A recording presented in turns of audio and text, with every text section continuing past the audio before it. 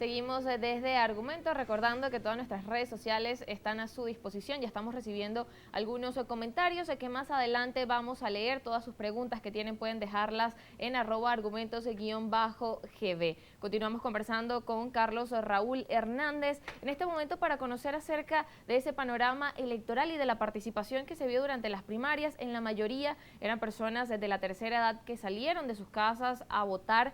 Y en ese sentido es importante destacar y evaluar cómo pueden ahora los líderes de la oposición y quien ahora resultó ganadora de las primarias conectar con esa juventud, cómo pueden conectar con los jóvenes del país que no han pasado tantos procesos electorales y que de alguna forma también desconfían del Consejo Nacional Electoral, de los métodos, de los políticos que están allí al frente. ¿Cómo conectar con esa población?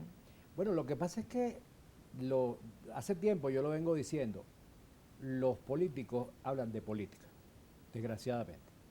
Sí, desde que se sucumbió el liderazgo tradicional que sabía comunicarse con la gente, de hecho teníamos un par de partidos, ADEI y COPEI, pero que tenían el país polarizado, porque sabían dirigirse a la gente. A partir de la crisis de los partidos y vino esta involución, los políticos perdieron el sentido de la conexión con el pueblo y se dedicaron a hablar de sus problemas. Tú examinas, yo hice ese trabajo, lo he hecho a lo largo de varios años. Los políticos solo hablan de las cosas de la política. Sí, que si las primarias, que si Maduro es autócrata, que si la democracia, que si la libertad, que si la libertad de expresión. Es decir, cosas que a la gente la gente no tiene sus prioridades. La gente tiene como prioridad sus condiciones existenciales de vida. La gente necesita que le digan cómo superar la crisis, cómo superar su crisis personal, cómo mejorar su condición de vida. Esa es la función de los políticos. Pero no, los políticos viven engatillados en un discurso que solo les interesa a ellos. Mira, yo voy con mucha, y eso que a mí me interesa la política, me gusta, ¿no? Pero a mí me abruma cómo solo hablan de lo mismo, solo hablan de los problemas internos, solo hablan de los problemas de los partidos, solo hablan de las rivalidades de liderazgo, cosas que al inmenso país lo tiene absolutamente sin sentido, lo tiene indiferente, no le importa para nada la suerte de las cuestiones internas de cada fuerza política. Bueno, entonces, por supuesto, ¿quiénes se pueden interesar en la política? La gente de la tercera edad, que ha vivido la experiencia democrática, que sabe algo del lenguaje político, que es lo que veíamos votando en las mesas ayer, pura gente mayor. Los jóvenes no se comunican, no entienden lo que dicen los dirigentes, les parece aburrido y se ocupan de otras cosas.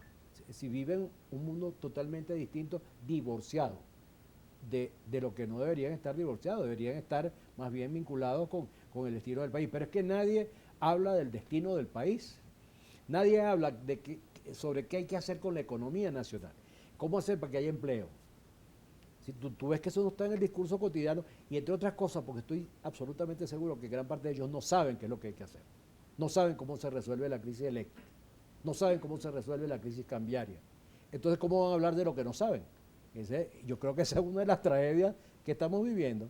Claro, y porque cambiar un país no solo pasa con ganar unas elecciones presidenciales, es lo que usted dice, es algo mucho más profundo. Mira, hemos visto cosas muy graves en América Latina. Hemos visto que regímenes de estos parecidos regímenes no, gobiernos del socialismo del siglo XXI, si pierden unas elecciones, por ejemplo, ocurrió en Argentina, ocurrió en Colombia, ocurrió en Ecuador, pero estoy hablando de estas últimas elecciones, ¿no?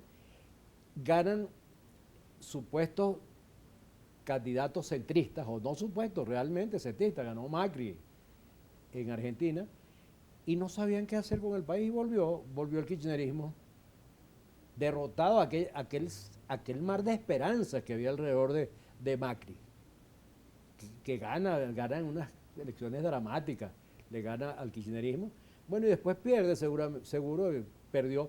Bueno, y el caso de Duque en Colombia, que pierde nada menos que con este personaje tan extraño que gobierna Colombia en este momento, un tipo que difícilmente articula palabras, que es el actual presidente de Colombia. Bueno, y perdió aquel señor que venía de los organismos internacionales, un tecnócrata, perdió porque no supo qué hacer con su país.